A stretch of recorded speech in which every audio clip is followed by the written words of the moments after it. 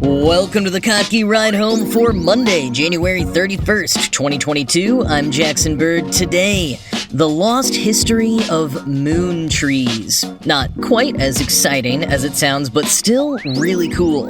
Plus, the lineup of new emojis that just dropped on iOS 15.4, as well as a new study showing how emoji use can be an early detector of remote work burnout.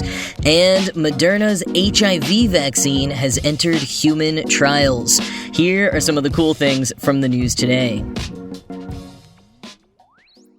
51 years ago today, the crew of Apollo 14 launched into space aboard the Saturn V from the Kennedy Space Center in Florida. In addition to Alan Shepard, Edgar Mitchell, and Stuart Roosa in the command module, there were also about 500 stowaways.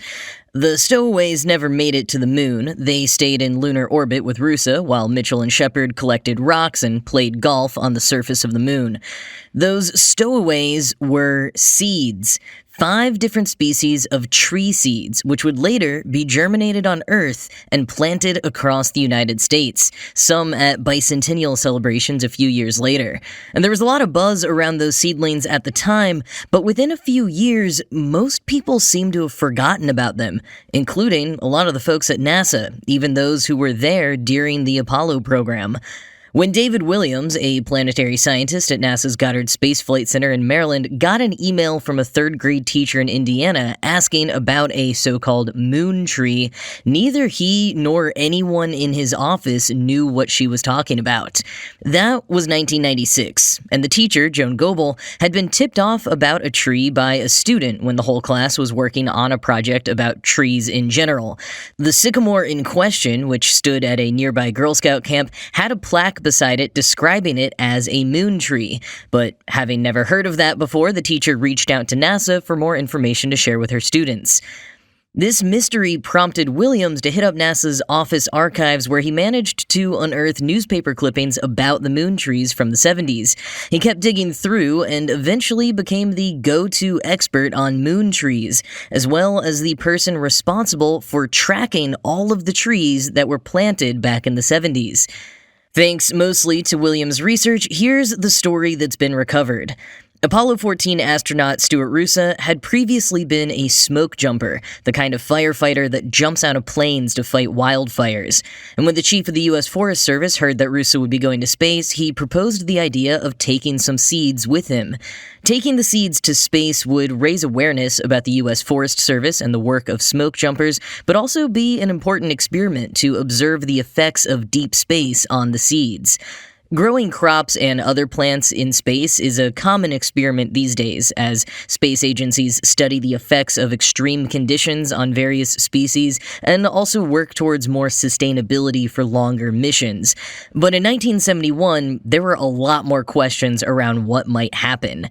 Stan Krugman, a geneticist at the U.S. Forest Service, was put in charge of picking out 5 different species of trees for the mission. He went with loblolly pine, sweet gum, redwood, sycamore, and Douglas fir.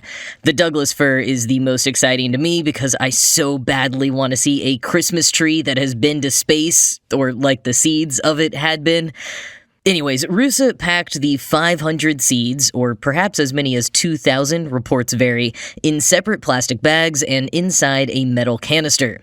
The seeds stayed with him in space for 10 days, but when he touched back down on Earth, the metal canister burst open during the routine decontamination process, scattering the seeds everywhere and exposing them to the vacuum. NASA feared the experiment had been compromised, but luckily Krugman was on site to separate the seeds back out by species and then made an attempt at germinating them in Houston. People were somewhat surprised that the seeds did indeed germinate, alongside control seeds that had not been to space. They were sent to a more adequate location to grow and then eventually gifted to state forestry organizations, universities, NASA centers, and landmarks around the country to be planted. Some were even planted in Brazil, Switzerland, and Japan. And though no records exist, some people think there may be as many as 15 of these moon trees in the United Kingdom. Last spring, the Royal Astronomical Society put out a call for any information people may have about potential moon trees in England, seemingly just based on a hunch. They could be right, though. To date, Williams has located about 100 moon trees of the 500 to 2,000 seeds that were taken on Apollo 14. And, frankly, even 100 seems like quite a lot to me, but given how poor the record keeping was, I wouldn't completely rule out moon trees in England. Just because Kew Gardens and the nation's main space observatory don't have any records of receiving the seeds doesn't really mean much in this particular case. And why such poor record-keeping with these seeds? Williams told The Atlantic's Marina Corin that the whole thing was really more of a PR stunt than a science experiment. The casualness with which they were still grown after being exposed to the decontamination chamber probably tells you that. While there was a lot of fanfare around the trees being planted, and it was certainly interesting to see that none of the moon trees seemed to be any different from their control counterparts, it wasn't something NASA felt was important enough to keep a close eye on. But for the last 25 years, Williams has been keeping a close eye on it. He's built up a database of all of the moon trees that he's been able to track down, with accompanying information about the ones which have sadly died. As these were western species of trees, the vast majority of the moon trees are in the west and south of the U.S. There are a ton in Oregon and Washington, but there are a fair few on the East Coast as well. The NASA link in the show notes will tell you where all the trees are if you want to try to find one near you or spot one when you're on a trip. I seemingly need to take a trip out to Oregon, Washington, or Arizona because those are the only places that still have Douglas fir moon trees standing, and I really want to make this Christmas tree from space dream a reality. Not that I would cut it down, just like I want to see it, and if they let me decorate it for Christmas or something, all the better. Actually, what I would really love to do is get a seed from one of the Douglas firs and plant my own Christmas moon tree.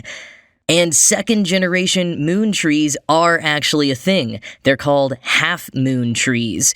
2 sycamores, one at Mississippi State University and one at Florida University, sell seeds from their moon trees, so anyone who wants to plant a half-moon tree in their yard can do so. NASA's Marshall Space Flight Center in Huntsville, Alabama, for example, unfortunately lost all 7 of the original moon trees that were planted there, but they do now have a half-moon tree on the property instead. And David Williams himself has a half-moon tree in his yard. Also, this database of his is still a living document, so if you encounter a tree with a plaque proclaiming it to be a moon tree and check the database and it's not there, email David Williams. Chance encounters like that are the primary way that he's collected data over the past 2.5 decades. Now, why do I think these moon trees are so cool? After all, it's not like they are trees that we tried growing on the moon. These seeds technically never even went to the moon. But they have been to space. They've been somewhere I'll never go. And they were part of something bigger. For something with such a recent history, they were also somehow already lost to the history books until David Williams came along. They've got a good story to them. I think Marina Corin summed it up quite well in the conclusion of her recent piece about moon trees for The Atlantic. Quote, "That's why people see the moon trees as special. They know where these seeds went. Reaching the moon doesn't take long. Apollo astronauts took just 3 days to get there, but it's the moon. People haven't stepped foot on the lunar surface since 1972, and it's unclear when the next crew will go. All the trinkets and tchotchkes that the Apollo astronauts took with them in their personal canvas bags are cool for this reason, bestowed with a magical sheen the second they were returned to Earth. Space souvenirs. But the seeds that Rusa, who died in 1994, carried feel different from other mementos. They weren't put in museums or auctioned off. They were buried in the soil of the Earth, the only soil like it in the solar system, in the entire universe, as far as we know. Some might have disappeared, felled by storms or saws, before someone could find them and feel curious enough to ask NASA about them. But the ones that remain are living monuments to the time humankind escaped this world's gravity and felt that of another." End quote.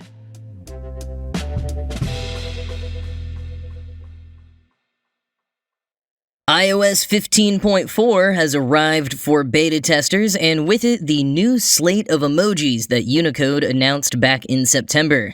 Now, some of the emojis we're getting our first look at the Apple version of include a troll, a disco ball, a lotus flower, bubbles, a crutch, a melting face, some more hand gestures, and a whole bunch more skin tone combinations for the shaking hands emoji.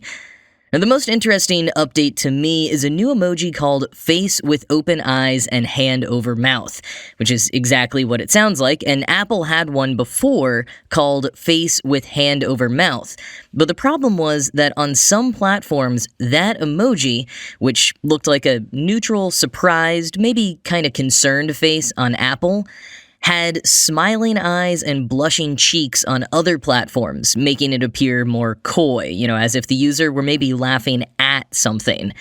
Now, emojis look different across platforms, that's just how it is, but when the connotation is different based on the look, it can get people into trouble. Because if I'm using an iPhone and I tweet the face with hand over mouth emoji in response to something, I might mean that I'm surprised and a little concerned. But if you were using an Android and see my tweets, you'd see the blushing and laughing version, so it looks like I'm making fun of the thing that I'm reacting to. Totally different meaning, and that exact situation got Jamila Jamil in trouble on Twitter a while back when half of users thought she was making fun of something that she wasn't. So Unicode added this other emoji, face with eyes open and hand over mouth. That will be standard across all platforms, and iOS 15.4 makes the old face with hand over mouth emoji have the blushing and smiling eyes to match every other platform. So no more emoji gaffes here. But since we're talking about emojis, while I was perusing Emojipedia, I came across a recent study that used emojis to determine when remote workers are burnt out. Specifically, remote workers, because, as the article in phys.org points out, when you're in person with coworkers, it can be easier to tell if someone's having a rough go of things. Maybe they're more withdrawn than usual, laughing less, maybe they've got a short temper. With remote work, emotions are easier to hide or harder to observe. A team of researchers from the University of Michigan's School of Information used machine learning to track emoji use in work-related conversations on GitHub's remote worker communications data, training the model to predict dropout of developers based on emoji use. Quoting phys.org, they found that workers who regularly use emoji to express emotion, positive or negative, in their work may have better emotional health and are naturally less likely to drop off the platform 1 year later. The team found that by using their machine learning model, they could predict dropouts with 75% accuracy, end quote. Now, I do think individual variance in emoji use is probably more subjective, and there's a lot more psychology that could be unpacked here, but it's an interesting premise for a study, and if anything, a good reminder of how tough it can be to look out for one another in remote work environments. If your coworker sends you that new melting face emoji, or worse, no emojis at all when they usually dot every Slack message with them, maybe reach out and ask if they're doing okay, or just send them some of these new bubble emojis to let them know you're thinking about them.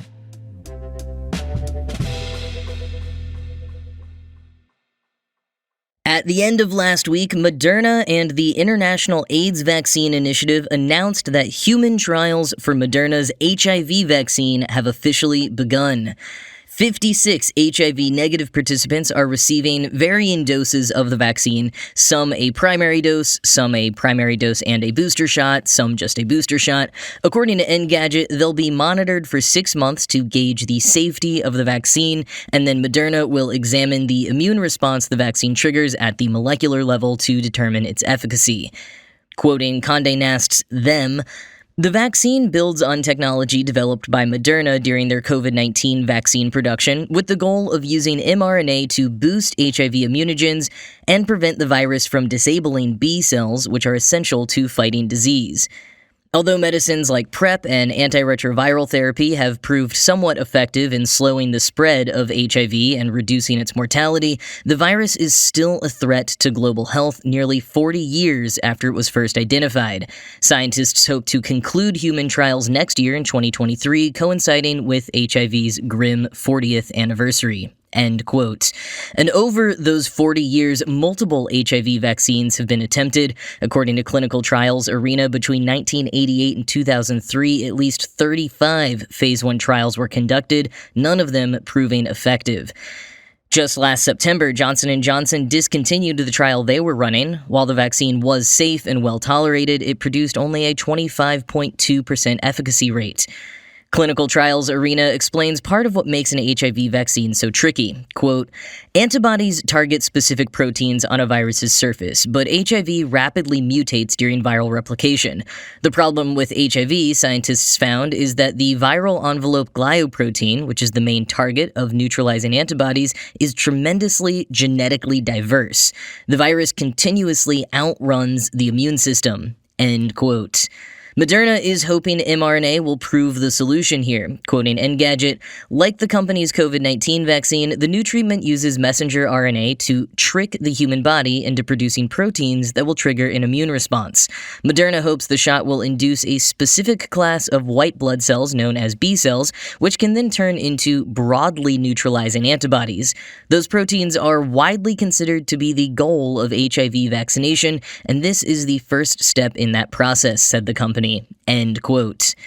With such a long history of failed trials, I'm trying not to get my hopes up too much, but it does sound fairly promising.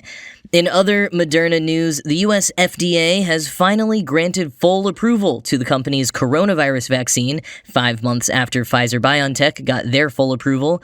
Moderna's vaccine has been under emergency use authorization up to this point, and now that it is fully approved, it can be marketed under its official name, which I had completely forgotten is Spikevax. Now, I've gotten Pfizer for all 3 of my doses, aka Comirnaty, but dang, if we have to get another, I want to get Spikevax, because how cool is that? I feel like if there's any macho dudes out there who've been reluctant to get vaccinated, you could maybe convince them with some sort of late-night testosterone pill commercial style of marketing of Spikevax. Crush your enemies and prove you're a man with Spikevax. You know, like, let's get some retired NFL players hawking Spikevax on Instagram. I mean, Tom Brady's gonna need something to do now, right? One word, Spikevax.